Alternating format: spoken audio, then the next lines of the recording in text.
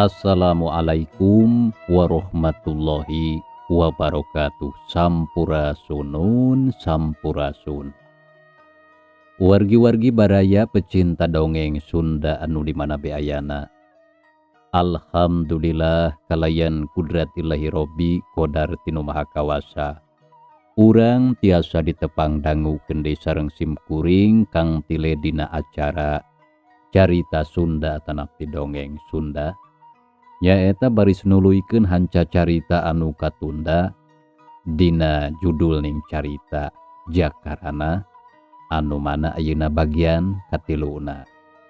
Kasugri kaum dangu. Dina jujutan hanca carita anu katunda, pedaran kang tile kasapih kuanci dina mangsa medarkeun kayaan alam. Pabeberang nyatana di lembur babakan anu mana harita. Di hiji warung aya hiji karusuhan anu dilantarankeun ku si Oded katut si Jupri anu tayalian anak buahna Ki Badrowi. Eta hanca teh nya sumangga atuh mitra ameh teu nyangkolong kana waktos urang puseurkeun deui perhatian urang kana ieu carita.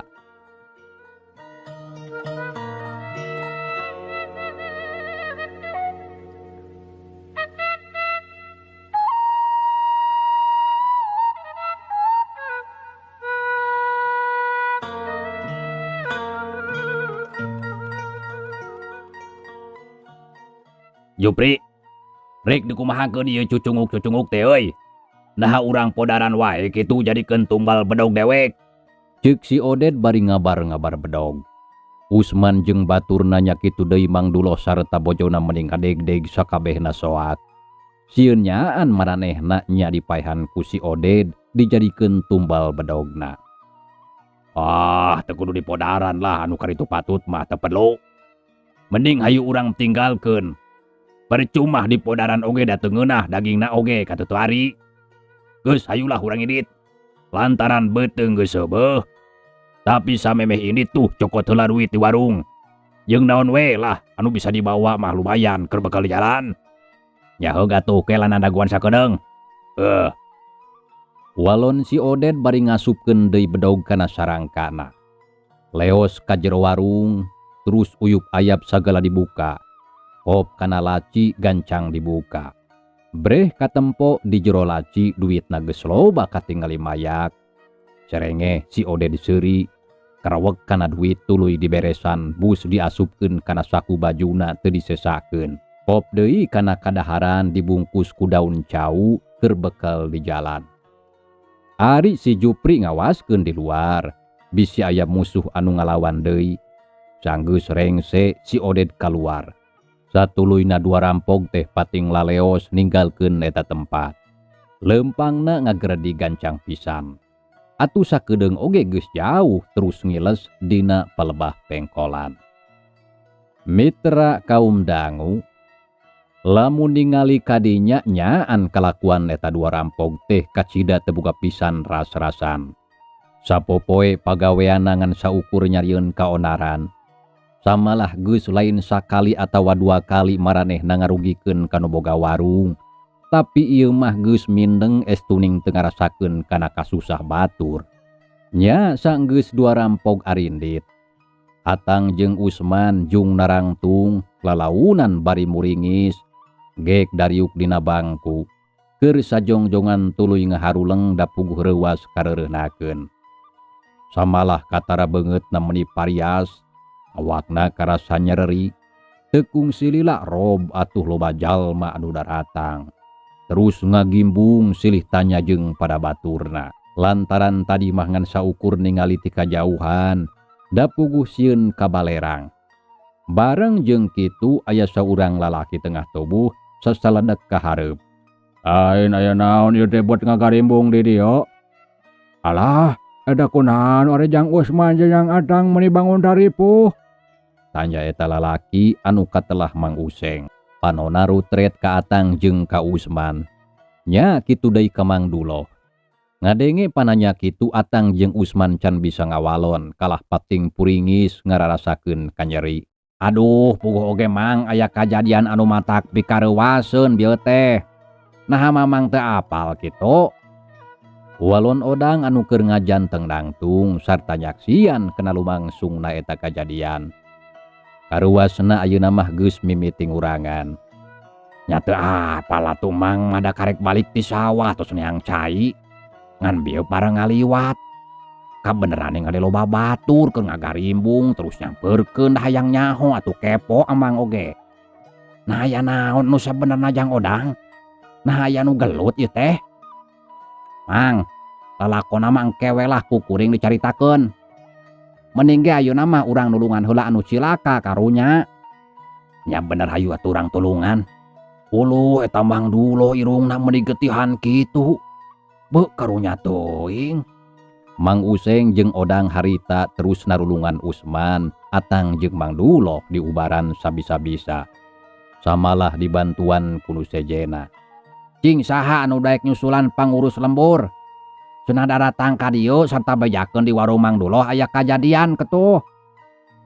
Ceuk Useng bari rutret ka baturna. Nitah pangnyusulankeun pangurus lembur sangkan datang ka dinya. Sarta teu kudu nitah 2 kali. Leos harita 3 urang jajaka indit guragi rurusuhan rek nyusulan pangurus lembur. Sarta teu kacatur lilana. Saenggeus sawatara waktu torojol kadinya aya sababaraha urang anu datang. Di antarana aya Palebe jeung Mbah Idum salaku pangurus anu bisa dianggap kokolot ti eta lembur. Sup ka jero warung anu sawareh nyingrai kalaluar mere jalan sangkan teu heurin. Red ka Mang Duloh jeung bojona kitu deui ka Usman jeung ka Atang anu keur dariuk dina bangku geus meunang ubaran. Kuring teh asa reuwas ieu teh. Kakara oge jol ka imah tapi geus aya anu nyusulan. Cenah kudu ka dieu atuh jadi padasaran aya naon. Ceuk Palebe bare rutret kanu araya di dinya. Nya sarua abah oge Palebe reuwas. Biar teh keur kagoleran di kamar puguh nyeri cangkeng meuni hese hudang. Ai jol barudak duaan nyusulan ari cenah mah penting pisan. Nya terus we maksakeun ka dieu. Nah aya kajadian naon atuh pok Kanjang caritakeun. Ceuk Mbah Idum tumanya kanu araya di dinya. Abah kitu deui Palebe. Satu acana hapunten wireh tos ngariweuhkeun. Margina enggal disusulan soteh lantaran di dieu nembe aya kajantenan anu matak reuwas. Itu pamisaur Jang Odang mah. Walon Mang Useng bari ngareret ka Odang anu keur nangtung gigireun Usman. Baru kaya kajadian anu matak reuwas. Nah kajadian naon? Jeung sok atuh Jang Odang geura caritakeun. Jadi penasaran abah hayang nyaho. Puguh oge kieu geura nembe teh abah kitu deui Palebe. Derekdek Odang nyaritakeun anu tadi kajadian. Kabeh diterangkeun teu dikurangan teu dileuwihan. Ti mimiti ka warung aya 2 jalma anyar anu datang sarta terus nyarieun kaonaran matak ngariweukeun kanu keur jarajan. Tah kitu abah lalakonna teh. Uluh. Kuning nepi ka kitu kajadianna teh. Ceuk Mbah Idum bari jeung gogodeg. Itu deui Palebe duanana ngarasa reuwas. Jang Usman Jang Atang Mang Duloh. Kumaha geus mending ayeuna? Nah naon anu karasa? Ulah asa-asa pok caritakeun kada diubaran. Aduh Palebe, abdi mah ieu nyeri keneh pal-pali pisan tapak ditampiling meuni lieur. Sareng ieu kekamplong nyeri jeung seueul. Walon Usman bari muringi seleungeunna nyekelan ka kemplong anu karasa seueul. Sarua kuring we nyeri Usman. Sarua kuring oge nyeri Usman. Tadi ieu leungeun diparilitkeun. Untung teu nempi ka potong teh. Jeung ieu punduk diketik jeung bobokong ditajong. Dasar gelo tah manusia teh meuni teu gablek ras-rasan. Ceuk Atang nyambung kana caritaan Usman. Ngajelaskeun anu karasa ku manehna. Komo kuring mah inung ni tonyok meuni sandanikna nepi ngagetihan. Jeung walikat ieu ni tajong santakeurna.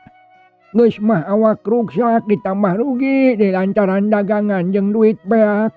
Kudu kumaha ari geus kieu? Dagang teh boro-boro kauntung. Mangkanya duit modal teh sawareh meunang nginjem. Nyarek di mana pikeun mayarnya. Ceuk Mang Duloh ngomong nama tak pikarunyaeun. Komo pamajikan nama harita geus teu bisa ngomong.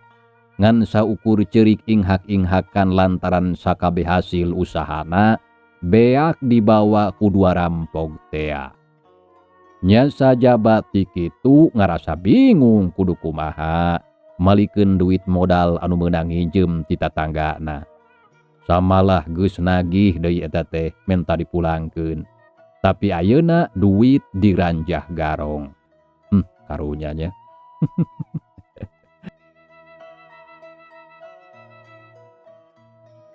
Karunya teuing atuh. Tapi kan wae cing salabar. Mata kitu oge ieu kajadian teh mangrupa hiji cocoba ti Pangeran anu Maha Kawasa. Sangkan urang leuwih ningkatkeun iman jeung takwa. Soal duit anu geus dibawa hadena mah ikhlaskeun. Keun rezeki mah masih keneh kahareupan. Anu penting urang sararea salamet teu nepi ka meunang cilaka. Ceuk Bah Idum ngabeberah kanu boga warung. Geus kitu ret ka Odang. Kumaha ari jang Odang teu kunaon? Tanya Bah Idum bari melong. Odang geus calanga prek ngajawab, tapi can oge pok kaburu kapiheulaan manten ku Atang. Nya henteu Abah si Odang mah teu kunaon. Batu ripu teh manehna mah kalah cicing teu nulungan. Nyanda lain teh hayang nulungan atuh euy. Lantaran ningali kitu mah jadi sieun kuring teh da puguh maranehna mah lain lawaneun uing. Wah, maneh mah teu satia kawan urang ka babaturan teh. Ceuk Usman jiga nu maido ka Odang. Pedah tadi kalah cicing teu mantuan gelut waktu maranehna ngalawan dua rampog tea. Lain kitu Usman. Coba sok pikir kumaneh. Lamun kuring milu ngalawan kawasna geus pasti nasib uing oge bakal sarua meunang panyiksa. Terus saha anu rek mamtuan ngubaran maraneh duaan? Tapi ari jeung babaturan mah Odang, lamun nyeri kudu sarua nyeri. Lamun ngeunah kudu sarua ngeunah. Apan cenah urang teh sobat saperjuangan. Maknya ka sobat teu daek bebela. Lain teu daek bebela Atang, tapi uing teh sieun. Lantaran karong anu duaan mah lain lawaneun uing. Sok we tempo awakna jarangkung gede, tambah marawa bedog panjang. Kumaha lamun uing dipaehan? Sok saha anu rek tanggung jawab? Jeung deui saha anu rek ngurus indung uing anu geus kolot? Sok saha anu rek sanggup mere dahar sapopoena? Ceuk Odang nyarita da bari pepeta. Ngadenge jawaban kitu baturna anu duaan teh jarempe teu ngomong. Lantaran bener kitu ayana. Ieu we ayeuna mah lamun nya ngarasa jeung batur saperjuangan. Lantaran maneh mah teu mantuan nyeri Odang euy. Ya kumaha lamun mantuan ku tanaga we atuh. Oh tapi kumaha maksudna Tang? Ieu euy poe ayeuna kuring teh can buka jukut keur balap domba. Tapi sigana moal bisa ngarit. Sabab punduk jeung bobokong nyeri keneh. Jadi moal kuat nanggung. Da kumaha lamun engke pangaritkeun? Nyalah teu nanaonkeun engke dipangaritkeun ari maneh teu kuat mah. Sakalian jeung keur domba si Usman ngaratus sisirikan. Ceuk Odang nyanggupan kana pamenta sobatna. Usman jeung Atang nyerenge seuri. Palebe jeung Bah Idum ukur mesem tapi panuju kana caritaan Odang. Anu tetela tilu sobat teh bener-bener sauyunan daek silih belaan. Halo yang memang kudu kitu hari jeung babaturan mah. Kudu silih asa, silih asi jeung silih asuh. Siapa pahit sama manis. Satuju Abah mah. Palebe. Ngeunaan pasoalan anu pieu kajadian satuluyna kudu kumaha. Lantaran Abah mah hariwang. Sok inggis aya kajadian anu kawas di lebur batur. Samalah bisa disebutkeun keur mah jeunah rengheng ayeuna teh. Tanya Bah Idum bari ngareret ka Palebe. Lantaran hatena ngarasa hariwang. Ya puguh sarua kuring oge Abah. Ngarasa hariwang. Sok sieun jalma anu duaan tadi teh bener komplotan garong anu aku boga ngaran Siluman Belang. Apaan kitu cenah ngaku nama. Aisyah ari ngaran maranehna teh Jang Usman.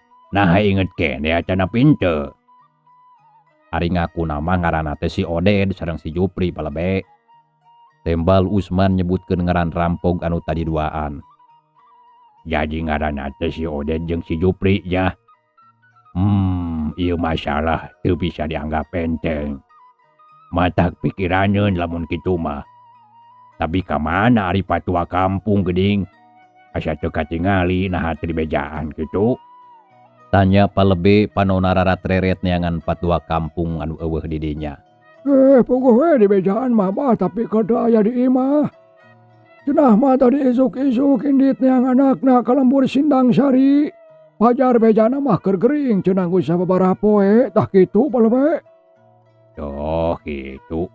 Abah, ngeunaan anu kajadian ayeuna tangtu ieu teh kudu jadi bahan pamikiran sadarea. Carita ulah dianggap lalaora. Lantaran kahareup bisi aya buntutna. Tangke pasosore lamun patua kampung geus aya deui di imah, ayu urang datangan ka ditu. Satuluyna ajak padami ngeunaan ieu pasoalan. Kumaha satuju lamun kitu? Satuju abah mah samalah alus pisan. Sakalian ajakan batur ngarah-nyaraho supaya urang sakabe waspada. Bisi anu garujul teh datang doi sarta ngaruksa ka warga masyarakat anu aya di lembur urang. Walon Mbah Idum nyaritana katempo daria pisan. Ya heuh katu ari kitu mah. Tapi kumaha sadarea satuju lamun engke sore urang ngumpul di imah patua kampung? Tanya palebe anu ngariung harita rea ngajawab satuju. Nya saenggeus kitu mah terus narungtutan barali ka imahna sewang-sewangan. Tapi aya oge anu tuluy indit ka kebon, ka sawah jeung sajabana gumantung kana kaperluana sewang-sewangan.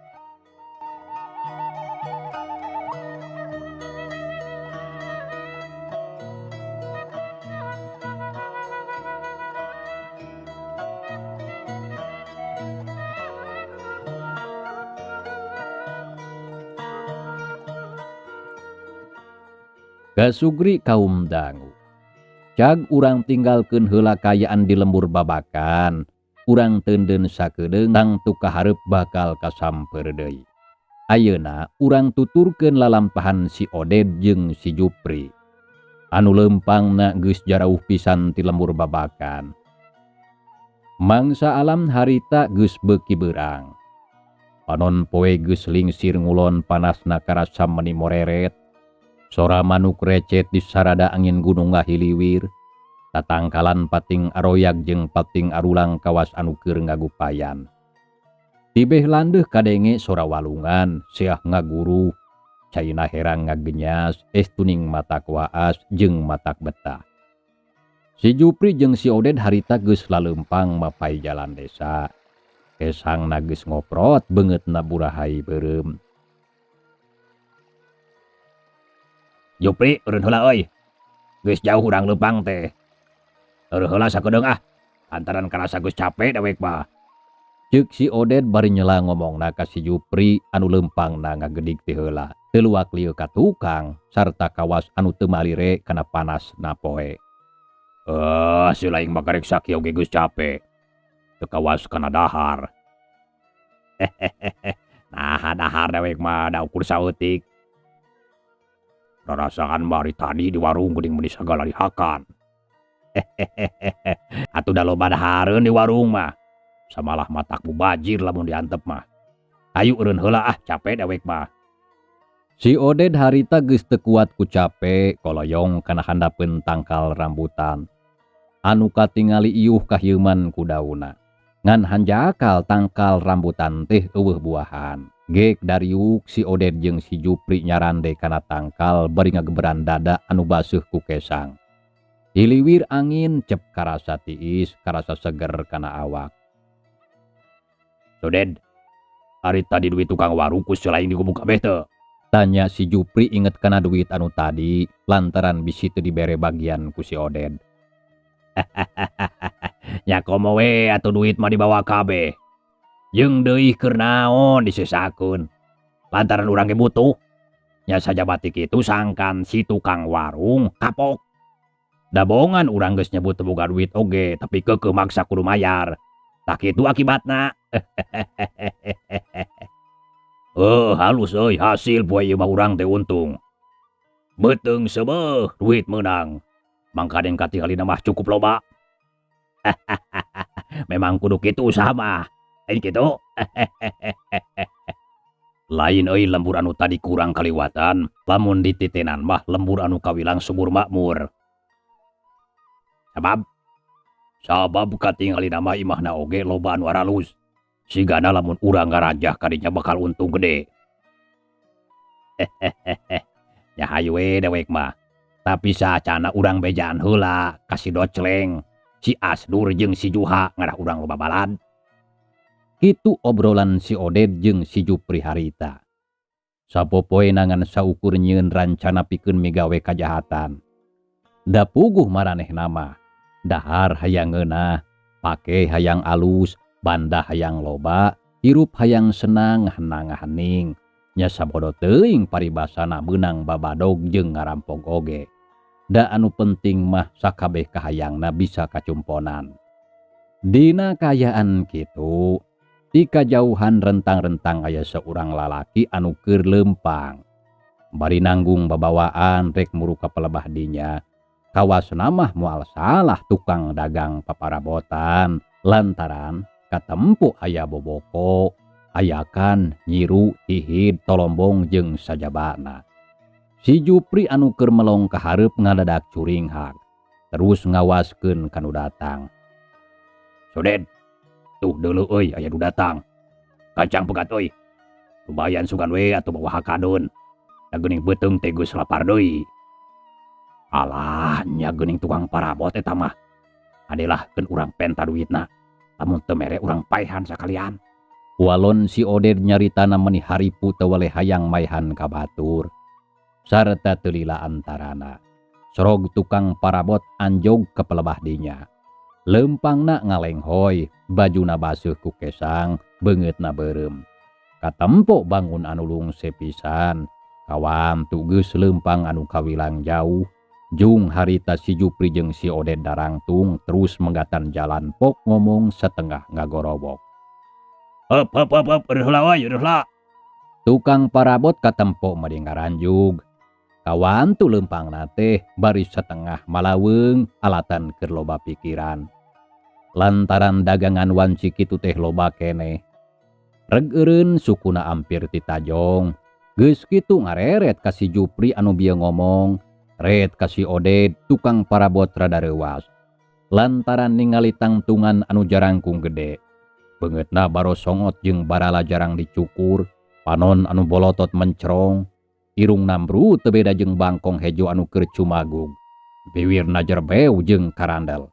Cohagna mah jalma anu keur megatam teh matak pikasieun. Ret kana cangkeng breh katempo bedog panjang pating solegreng. Nya atuh geus teu gue boga sangkaan. Lamun maranehna pasti lain jelema bener. Rek ka mana si lain teh Bang? Eta babawaan meuni angkaribung kitu.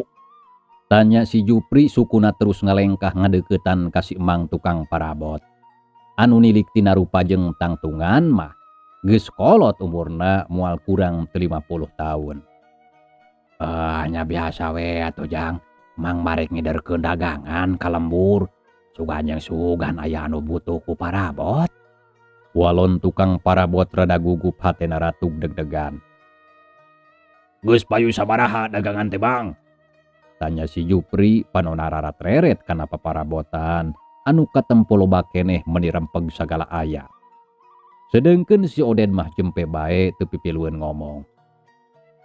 Pogo oge Jang, ti isuk-isuk teh kakara payu boboko 2. Ayakan hiji jeung nyiru 3. Ti iseun dagang teh eueuh anu meuli. Samalah kalah capena hungkul. Sajabat ti kitu beuteung lapar can manggi sangu. Tapi geus beudang ari duit mah nya. Engeng eta oge kadang anu tadi ku Mang disebutkeun. tapi tegede, jawab tukang parabot. Si Jupri ngarindat ka si Oded kawasna mere isyarat. Kieu we atuh Bang. Kumaha lamun eta duit dibikeun we ka kuring duaan. Tangke si laing idit deui ngider susuganan aya anu meuli. Kumaha Jang? Dedengehan teh duit kudu dibikeun? Tanya tukang parabot bari melong ka si Oded. Eta duit dibikeun ka dewek. Aduh nya ulah atuh Jang. Cing karunya we kambang anu geus sakieu kolotna. Piraku ujang rek tega ngagasap duit jalma anu teu boga. Teu kudu loba omong sia, rek dibikeun atawa moal duit teh. Si Oded nyentak ka tukang parabot bari molotot. Puguh we atuh si Emang teh meuni murungkut, pok ngajawab bari ngeleper begeutna ka tarapias. Jang, bugi we atuh cing hawatos. Margi pami artos dicanda ku ujang kumaha hari Emang. Da ieu mah dagangan batur. Geus pasti Mang kudu ngagantian. Keur mah dagang teu bebeunangan samalah Mang teh can dahar-dahar acan. Da puguh can aya untungna. Kari-kari ayeuna duit kudu dibikeun ka ujang. Nah rek ti mana Mang ngagantiana? Jadi eta mah urusan si laing dewek mah hayang nyaho. Anu penting eta duit kudu dipasrahkeun. Sok buru gancang ka dieu keun lamun si laing lebar keneh kana nyawa. Nya puguh we ari lebar mah da nyawa teh ngan ukur hiji ujang. Kumargi kitu nyuhunkeun piwelasna we Jang. Margi artos teh teu aya deui. Ceuk tukang parabot. Ngomongna ngelengis hayang dipikarunya. Geus motong loba bacot sia. Rek dibikeun atawa moal? Moal Jang. Walon tukang parabot keukeuh moal masrahkeun duitna. Lantaran lamun dibikeun tangtu eueuh deui kumaha ngagantian kana boga barangna. Soled, motong loba diajak kobong. Buru cokot we duitna meuni aya ku hararese si laing mah. Pirau kudu aki-aki dicongklokkeun oge modar. Ceuk si Jupri. Ngadenge kitu karawak baju si tukang parabot dikenyang ku si Oded palebah beheungna. Si Emang tukang parabot reuwas jeung sieun. Begeutna pias awakna ngadeg-deg da puguh teu bisa ngalawan. Saku bajuna dirah-rahan. Korehel aya duit terus dicokot ku si Oded. Nyel atuh si tukang parabot ambek sok sanajan bari jeung sieun oge. Haok ngomong rada nyentak. Cing sia teh kudu boga parasaan. Lamun boga niat rek karampok tingali heula ku mata sia. Nah teu gablek ka era maknya ngarampok ka jalma pantar aing anu batan sakieu. Nah teu era ku tangtungan sia teh. Ceuk si tukang parabot da puguh ambak. Ngadenge caritaan kitu si Oded jeung si Jupri puguh meuni buncelik teu tatapas sini. Hiuk leungeun si Oded diayunkeun nonjok ka tukang parabot. Hiuk. Jebrod. Kowowong si Emang ngoceak mata kuatir. Disusul ku tajongan suku katuhu si Jupri anu ngarah kana dada. Seak. Jedak. Nenggel pisan. Si Emang teu bisa ngalawan kawantu geus kolot. Ukur panon we burial buncelik. Napas renghap ranjung dadana karasa nyeri jeung eunggap. Sapada harita awakna rubuh bari gegerungan. Nempo si tukang parabot geus rubuh. Nyaan taya pisan karunya. Seak. Jebrod. Bokongna harita ditajong ku si Oded. Koceak tukang parabot ngoceak deui mata kuatir. Samalah teu cukup ku kitu jiga anu hayang puas. Ret si Jupri kana parabot dagangan si Emang. Sarta geus teu antapara. Serepet ngalugas bedog. Hiuk. Jebrod. Jebrod. Paparabotan teh dicacag nepi ka papuran tak aut-autan. Boboko, nyiru, hihid, ayakan, tolombong hampir kabeh raruksak. Ari anu bogana empok kitu geus teu bisa kukumaha. Ngan saukur ningalikeun bari nahan kanyeri, ate sedih jeung nalangsa. Si Emang pasrah teu aya daya pikeun ngalawan. Mitra cageula ieu carita urang tunda heula nya. Insyaallah kin urang lajengkeun deui. Hatur nuhun kana naon rupi perhatosan wilujeng kantun. Wassalamualaikum warahmatullahi wabarakatuh.